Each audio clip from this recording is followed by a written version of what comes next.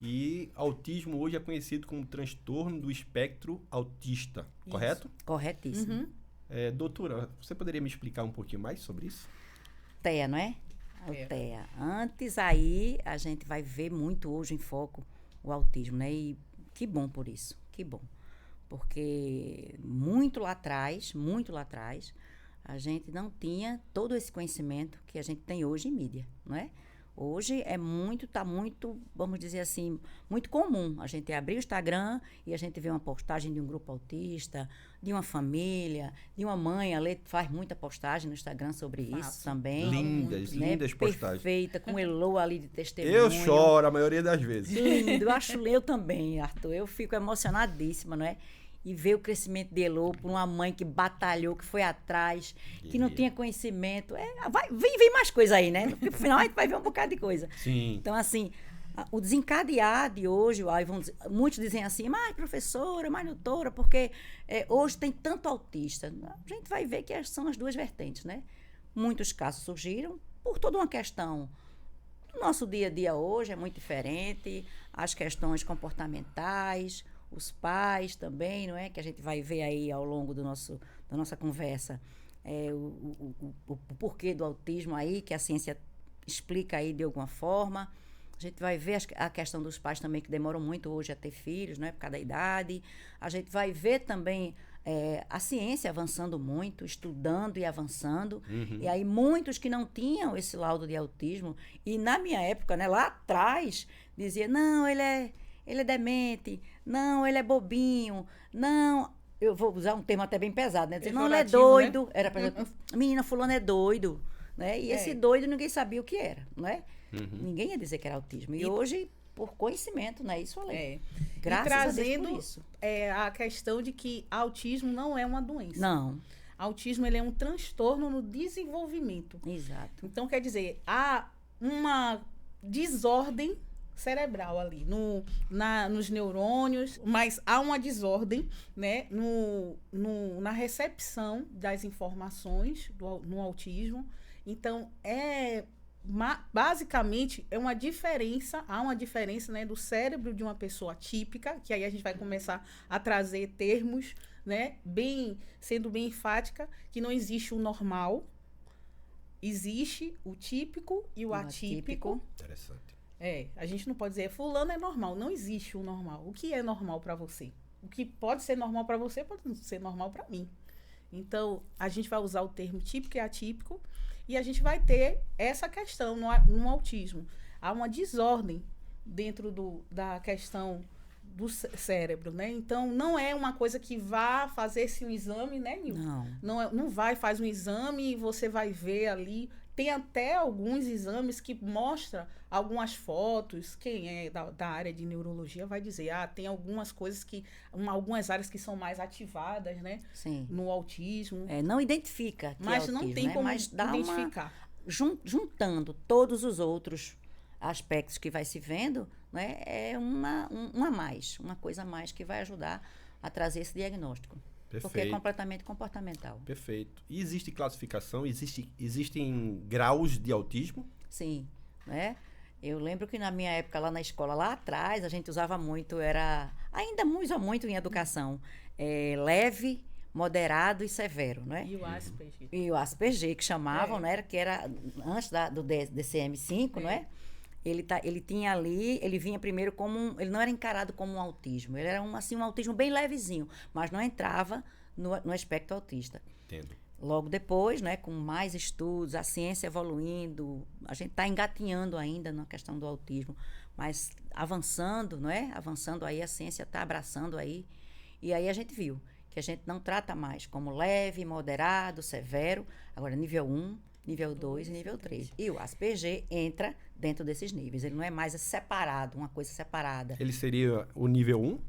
Ele pode estar no nível 1, né? E em alguns do nível 2 também, e muitas vezes ele vai entrar também. Porque essa questão do nível não está muito ligada a essa questão do Asperger. Hoje eles estão medindo a questão do nível em relação ao nível de suporte que a pessoa vai precisar. Entendi. Entendeu? Nível 1. todo mundo que é autista precisa de um suporte. Agora ele vai dizer se é um suporte leve, se é um suporte moderado ou se é um suporte severo. Se a pessoa precisa de auxílio para coisas básicas, como calçar o sapato, se vestir, entendeu? Tomar um banho. Então vamos falar de sintomas, né? Sim. Então fala aí, Ale, um pouquinho aí sobre sintomas. Sintomas do autismo, a gente sabe que o autismo, ele é diretamente prejuízo na comunicação, né, e na socialização. Então, há uma tríade aí do autismo, que é comunicação, a socialização, e o autismo, ele é muito ligado ao social também. A primeira coisa que eu identifiquei, por exemplo, na minha filha, muito novinha, era que ela não me olhava nos olhos. Como mãe, qualquer mãe, né, sabe que o vínculo maior do filho é com essa mãe. É, assim que nasce, cheiro, o vínculo é o olhar. Né? Primeira coisa, o que o filho busca é o olhar da mãe, é o cheiro da mãe. Então, assim, Heloísa, ela ia para qualquer pessoa. No caso, vou falar da minha filha, né, que é a experiência maior. Ela ia para qualquer pessoa, ela não me olhava nos olhos no momento da amamentação, que é um elo tão lindo ali. É a fase que a criança ainda entende, o bebê ainda entende que é um corpo só. Quando nasce, ele não sabe ainda que a mãe é um corpo e ele é outro corpo, né? Então, para ele é um corpo só. Então, o único foco que ele faz visual é fundamental. É fundamental. E não havia esse contato visual.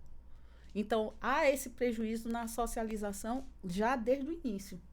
Então, foi quando eu comecei a ligar, vamos dizer assim, um farol, né, sobre essa questão de Heloísa ser ou não autista. Entendi. Deixa eu ver aqui, o que é que a gente vai falar agora. A gente tá falando aí sobre sinais, né? Então tem dificuldades na fala, na linguagem, na comunicação, é a tríade, né? E como é que a gente faz um diagnóstico de autismo? Diagnóstico de autismo. Quem faz o diagnóstico de autismo, né? É. Como autismo, a gente disse, não tem exame, ele é comportamental. Então, primeira pessoa que vai começar a enxergar essas coisas, né? Vamos dizer assim, os sinais são os pais. Primeira pessoa, que é de fundamental importância. E aí já começa com o bebê, né? Na hora que não faz a ligação visual, Isso. Na hora que ele não senta, que o bebê não começa, na idade, nos mesezinhos, que é para ele começar a ficar sentadinho, ele não senta, não tem muito equilíbrio. Ele não corresponde num chau, né? Não. Ele não percebe. Não. Que normalmente os bebês fazem em nível de comunicação primária, eles não fazem. A socialização é isso, é uma troca. É. Né? Então, a criança, ela aprende por imitação. Você começa a ver que a criança não vai atingindo aqueles marcos do crescimento. Quem é mãe, né, recebe um cartãozinho de vacina, naquele cartãozinho de vacina vem dizendo, de 0 a 2 meses faz isso, isso e isso. De 2 meses a tantos meses faz isso, isso e isso.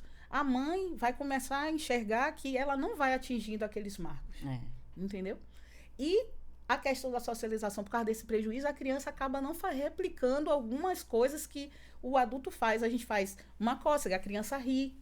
Né? A primeira coisa de socialização é isso. Você faz uma cócega, brinca. Ela começa a retribuir, né? Essa socialização, ela retribui com um sorriso. E não há essa troca. Os 4 meses a gente começa aquela brincadeirinha de esconder, né? Bota a fraldinha. Aí achou. Ele não faz. Ele não consegue enxergar o outro. Por exemplo, no caso de Heloísa, eu comecei a perceber que ela não observava quando o ambiente mudava. Quando entrava alguma pessoa diferente no ambiente. Quando eu mesma, a mãe dela, entrava e chamava ela, Elô, ela não correspondia com o olhar. Não buscava esse olhar. Não buscava quem é que está me chamando. Não quer dizer que ela não ouvia. Ela ouvia, mas ela não tinha essa questão de fazer essa troca. Porque socializar é isso. Você olhar, você compreender o outro, querer trocar, fazer uma troca com o outro. E não havia isso. Ficasse quanto tempo para entender que Elô tinha autismo? Foi bem rápido. Assim, como mãe, Heloísa foi uma filha muito desejada. Então, eu já vim estudando muitas coisas, né, sobre a questão do desenvolvimento de um bebê desde a gravidez, eu já vim estudando. E aí eu comecei a observar justamente esses marcos do crescimento que eu não vinha atingindo. Heloísa não tinha esse contato visual, não tinha esse contato visual, não era bom. comigo desde a amamentação. Depois eu comecei a observar uma precocidade, ela começou a balbuciar algumas palavras muito precoce, tipo, com 5 meses ela estava falando papá, mamã, já distinguindo. Depois houve um silêncio. Ela não falava mais nada. Depois eu comecei a observar que outras crianças na mesma fase dela, na época ela estava com 9 meses, sentava e ela não sentava. Ela tinha esse controle do pescoço, cabeça, né? Ela rotacionava, ela impulsionava o tórax, mas ela não tinha força para sentar. Ela não se sentava. Então foi aí que deu estalo maior. E aí foi que eu comecei a ler. Aí eu comecei a buscar o velho Google, né? A gente ajuda muito, Doutor né? Google. Doutor Google ajuda muito. Eu comecei no Doutor Google. Eu disse, criança com 9 meses não senta. Aí começou a vir, sabe, que abre aquele leque de um monte de coisa que você diz, meu Deus do céu, nem vou ler. Aí eu comecei a ler. E aí eu comecei a investigar, porque a maioria dos tópicos que eu li falava sobre a questão do autismo. E aí eu comecei a atrelar os outros sinais que eu já estava percebendo nela. Aí pronto, aí foi... basicamente, já com os 10 meses, eu já estava fechando eu, mãe. Mas caladinha, sem dizer nada a ninguém, né? Sem dizer nada a ninguém. Quando eu fui começar a querer falar, a primeira pessoa que está mais próximo, né, é o pai. E eu não tive também essa troca. E aí depois eu vou explicar por quê. Eu não tive essa troca. Então eu me calei. Então a pessoa que realmente sentou, me ouviu e disse assim, não, você está certa, porque eu também vi. Foi a minha amiga aqui do lado. Foi ela que disse assim, não, você está certa. Eu observei e realmente a Heloísa é autista. E, Nilvânia, existe exame para detectar o TED? Não,